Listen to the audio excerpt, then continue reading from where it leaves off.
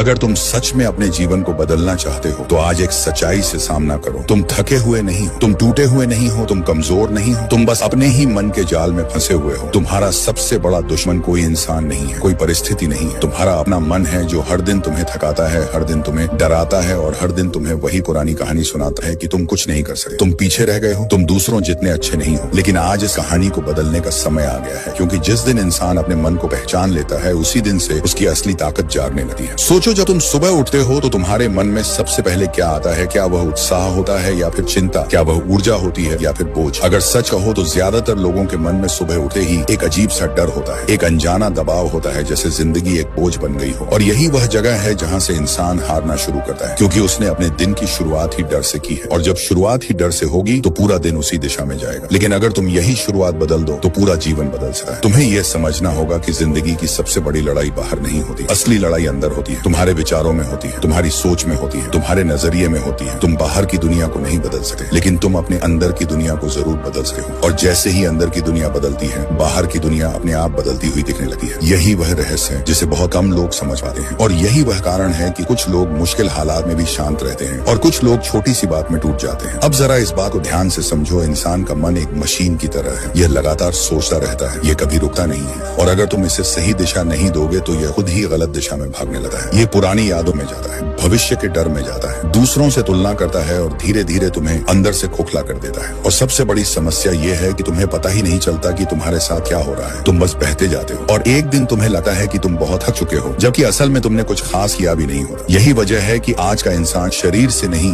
मन से थका हुआ है। वह दिन भर बैठा रहता है फिर भी थका हुआ महसूस करता है, क्योंकि उसका दिमाग कभी आराम नहीं करता। वह हर समय सोचता रहता है, वह हर समय चिंता करता रहता है और यही चिंता धीरे धीरे उसे कमजोर बना देती है। लेकिन सच ये है कि तुम्हारा मन तुम्हारा मालिक नहीं है, तुम उसके मालिक हो। और अगर तुमने यह समझ लिया तो तुम्हारी अचिसानमयी आधी समस्या वहीं खत्म हो जाएगी। अब यहाँ से एक नया रास्ता शुरू होता है, एक ऐसा रास्ता जो तुम्हें बाहर नहीं अंदर ले जाता है, क्योंकि असली बदलाव अंदर से ही आता है। तुम चाहे जितना पैसा कमा लो, चाहे जितनी सफलता हासिल कर लो, अगर तुम्हारा मन शांत नहीं है तो तुम्हें कभी सुकून नहीं मिलेगा। और दूसरी तरफ अगर तुम्हारा मन शांत है तो तुम्हें कम में भी संतोष मिलेगा। यही असली संतुलन है, यही असली खुशी है। गौतम बुद्ध ने भी यही सिखाया था कि दुख बाहर की चीजों से नहीं पैदा होता, दुख हमारे अंदर पैदा होता है, हमारी सोच से पैदा होता है, हमारी उम्मीदों से पैदा होता है। जब हम चीजों को अपने हिसाब से देखना चाहते हैं और जब दुनिया हमारे हिसाब से नहीं चलती तब हम दुखी हो जाते हैं। इसलिए बुद्ध ने कहा था कि अपने मन को समझो, अपनी सोच को समझो, क्योंकि वही तुम्हारे जीवन की दिशा तय करती है। अब सोचो, जब तुम किसी से उम्मीद रखते हो और वह पूरी नहीं होती तो तुम्हें दुख होता है, लेकिन क्या सच में वह इंसान तुम्हें दुख देता है या फिर तुम्हारी उम्मीद तुम्हें दुख देती है? सच यही है कि दुख उस उम्मीद से पैदा होता है जो तुमने अपने मन में बनाई थी, और जब वह टूटती है तो तुम्हें